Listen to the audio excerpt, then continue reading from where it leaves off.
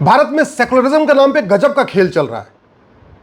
Secularism के नाम पे देश को बर्बाद करने के लिए बड़े प्लान्ड वे में काम हो रहा है। मध्य प्रदेश में एक पुलिस अधिकारी है, उनका नाम है राजा बाबू सिंह। वो मध्य प्रदेश में ट्रेनिंग डिपार्टमेंट के डीजीपी हैं। उन्होंने एक बड़ा अच्छा इनिशिएटिव लिया। उन्होंने कहा कि ये जो नए नए लड़के आते हैं, पुलिस में भर्ती होते हैं, घर से दूर रहते हैं, इनको होम सिकनेस होती है, इसलिए ज़्यादा अच्छा है कि शाम को रामचरितमानस का पाठ करें, जहाँ पे राम वनवास का पूरा वर्णन है उसको पढ़ें। उससे जो सिपाही हैं इनके अंदर अध्यात्म भी बढ़ेगा, इनके अंदर नैतिकता भी बढ़ेगी, अच्छा काम करने की प्रेरणा मिलेगी। उन्होंने ये भी कहा कि जिस तरीके से भगवान श्री राम ने भालू बंदर सबका सहयोग लेकर रावण को हराया, वैसे ही हमारे ये जो सिपाही हैं ये भी समाज के सहयोग से जो अपराध है उसको हराएंगे। बहुत अच्छा इनिशिएटिव था, लेकिन अब उसका सेकुलरिज्म के नाम पे विरोध हो रहा है।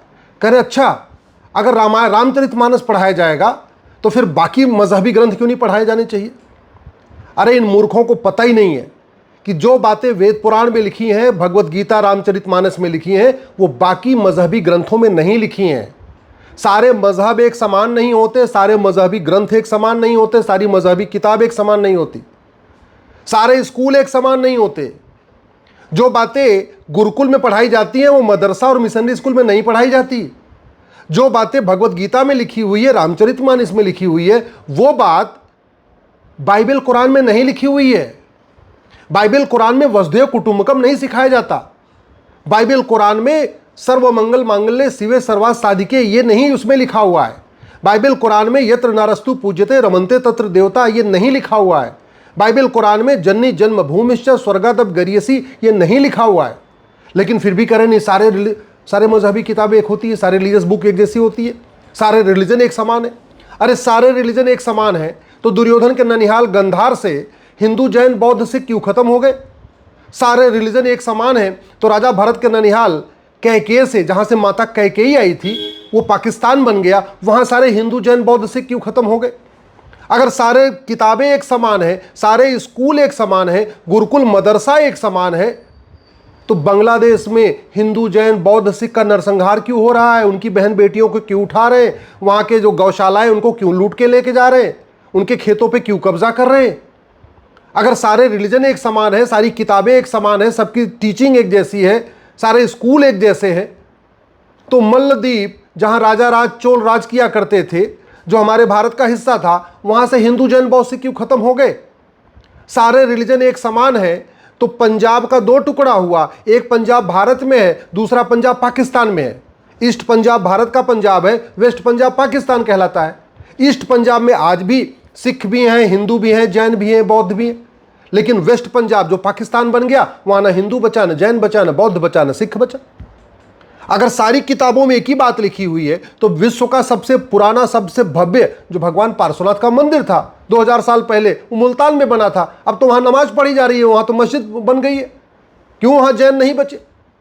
अगर सारे रिलीजन एक समान है, सारी किताबों में एक ही बात लिखी है, सारे गुरुकुल मदरसे में एक ही बात सिखाई जाती है, तो इंद्र कुमार गुजराल साहब को अपना घर मकान दुकान छोड़ के क्यों भागना पड़ा? मनमोहन सिंह जी को क्यों भागना पड़ा? आडवाणी जी को क्यों भागना पड़ा? जेठमलानी जी को क्यों भागना पड़ा? सुनील दत्त को क्यों अपना घर मकान दुकान खेत खलिहान छोड़ के भागना पड़ा? देवानंद क्यों भागे? पृथ्वीराज कपूर क्यों भागे? सुनील दत्त क्यों भागे? गुलजार क्यों भागे?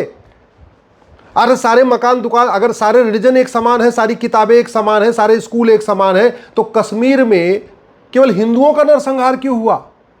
अभी कुछ दिन पहले जो 26 लोगों की हत्या हुई थी पहलगाम में, उसमें केवल हिंदुओं की हत्या क्यों हुई थी?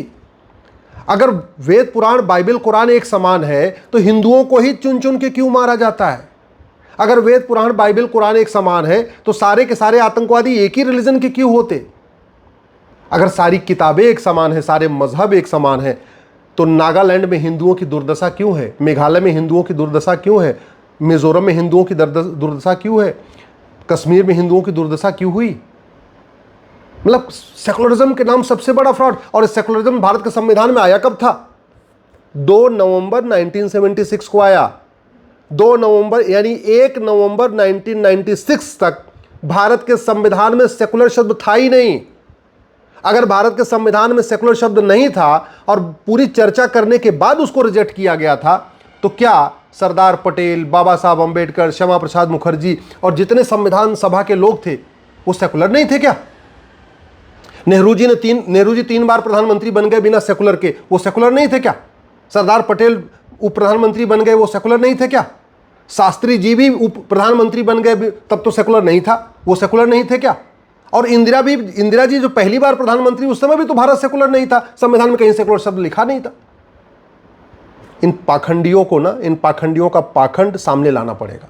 ये जो सेकुलरिज्म के नाम पे इतना बड़ा फ्रॉड हो रहा है, जो सेकुलरिज्म के नाम पे इतना बड़ा धोखा हो रहा है, और सेकुलरिज्म के नाम पे इतना देश के साथ विश्वासघात हो रहा है, इसके लिए एक एक व्यक्ति को जगाना पड़ेगा। वैसे पुलिस अगर कुछ भी कर दे, उल्टा सीधा काम कर दिया, तो पुलिस को बदनाम करते रहो। एक पुलिस का अधिकारी, अगर राजा बाबू सिंह एक अच्छा इनिशिएटिव ले रहे हैं कि पुलिस के अंदर नैतिकता आए, पुलिस के अंदर मर्यादा आए, पुलिस के अंदर भगवान राम से प्रेरणा मिले, तो फिर उसका विरोध शुरू कर रहे हैं। अरे भगवान श्री राम को प्रेरणा किससे मिलेगी बताओ? भारत में लोगों को प्रेरणा किससे लेनी चाहिए? भगवान राम से लेनी चाहिए, भगवान कृष्ण से लेनी चाहिए, गौतम बुद्ध से लेनी चाहिए, भगवान महावीर से लेनी चाहिए, गुरु गोविंद सिंह जी से लेनी चाहिए, छत्रपति शिवाजी महाराज से लेनी चाहिए। क्या किसी विदेशी आदमी से प्रेरणा लेने की जरूरत है क्या? क्या भारत में महापुरुषों का अभाव है? क्या भारत में देवी देवताओं का अभाव है कि भारत के लोग किसी विदेशी किताब को पढ़ेंगे और भारत किसी विदेशी ग्रंथ से जाके यहाँ पे प्रेरणा लेंगे? भारत में रहते हैं ना, खाते भारत का है, रहते भारत का है, जीते यहाँ भारत में, सब कुछ भारत का, और सोच वही विदेशी कि विदेशी मजहब को प्रमोट करना, विदेशी किताबों को प्रमोट करना, विदेशी स्कूल को प्रमोट करना। बाबर के पहले तो यहाँ 100% हिंदू थे, तब तो सब लोग भगवत गीता ही पढ़ते थे, रामचरितमानस पढ़ते थे, सब लोग तो उस समय और कोई किताब तो नहीं पढ़ते थे। मुझे लगता है ये जो सेकुलरिज्म के नाम पे फ्रॉड हो रहा है ना, अब समय आ चुका है इस भारत के संविधान से हमेशा हमेशा के लिए इस सेकुलर सोशलिस्ट शब्द को निकाल दिया जाए, जो इमरजेंसी के दौरान इसमें जोड़ा गया था। ये इतना खतरनाक शब्द हो चुका है, हर चीज में सेकुलरिज्म सोशलिज्म, हर चीज में सेकुलरिज्म सोशलिज्म। और ये जब संविधान में जोड़ा गया, उस समय देश में इमरजेंसी थी, कोई लीडर ऑफ अपोजिशन नहीं था, सारे या तो लोग जेल में थे या तो अंडरग्राउंड हो चुके थे, मीडिया का बिजली पानी का कनेक्शन कटा हुआ था, और बिना किसी चर्चा के संविधान संशोधन हुआ था, बिना किसी चर्चा के संविधान संशोधन हुआ था। और संविधान संशोधन भी सबसे बड़ा फ्रॉड था, क्योंकि लोकसभा का टेन्योर मार्च 76 में पूरा हो चुका था, और ये जो सेकुलर शब्द जोड़ा गया है नवंबर में जोड़ा गया, यानी लोकसभा के टेन्योर पूरा होने के 8 महीने बाद जोड़ा गया। इसलिए मैं कहता हूं इस फ्रॉड को समझना होगा। एक पुलिस अधिकारी जो पुलिस में भ्रष्टाचार खत्म करने के लिए, पुलिस में नैतिकता बढ़ाने के लिए, पुलिस को, जवानों को मोटिवेट करने के लिए एक नवाचार कर रहे हैं, एक नई थीम के साथ कुछ काम करना चाहते हैं, उनको क्रिटिसाइज किया जा रहा है। और जब वही पुलिस वाला कोई भ्रष्टाचार करेगा, कोई कुछ कर देगा, तो पुलिस को क्रिटिसाइज करते रहेंगे। मतलब अच्छा काम करने नहीं देंगे और गलत काम होगा तो हंगामा करेंगे। इस पाखंड का, इस झूठ का, इसको एक्सपोज करना ज़रूरी है। और मैं सरकार से भी निवेदन करता हूं, अब समय आ चुका है, कांग्रेस के इस महापाप को ठीक करिए। ये 76 में जब ये संविधान में जोड़ा गया था, न उस समय लोकसभा थी, न इस समय देश में लोकतंत्र था। तो जब अगर इमरजेंसी लगाना काला अध्याय है, इमरजेंसी लगाना काला अध्याय है, तो इमरजेंसी के दौरान सोशलिज्म जोड़ना, सेकुलरिज्म जोड़ना, ये भी अपने आप में ब्लैक चैप्टर है, ये भी अपने आप सबसे गलत काम है। इसको ठीक करना है तो वो सरकार को ही करना पड़ेगा। सरकार तत्काल इसमें लोकसभा में प्रस्ताव लाए, राज्यसभा में प्रस्ताव लाए और इस सोशलिज्म सेकुलरिज्म को उखाड़ फेंके।